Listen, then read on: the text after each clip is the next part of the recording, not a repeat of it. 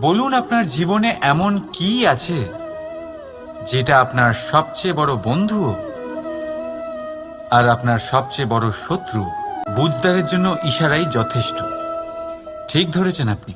সেই বস্তু হলো সময়। কেন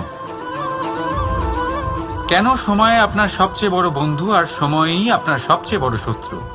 উত্তর হলো সময়ের সম্মান। যে ব্যক্তি সময়কে সম্মান করে সে নিজের জীবনে সমস্ত লক্ষ্যে পৌঁছে যায়। সংসার তার গুণের কদর করে, তাকে মাহাত্ম্য দেয়। আর যে ব্যক্তি সময়ের মাহাত্ম্যকে সম্মান করে না, বুঝতে পারে না, কারণে অকারণে তার অপমান করে, সংসার তাকেই ভুলে যায়। এই জন্য সময়কে সম্মান করুন, তা নষ্ট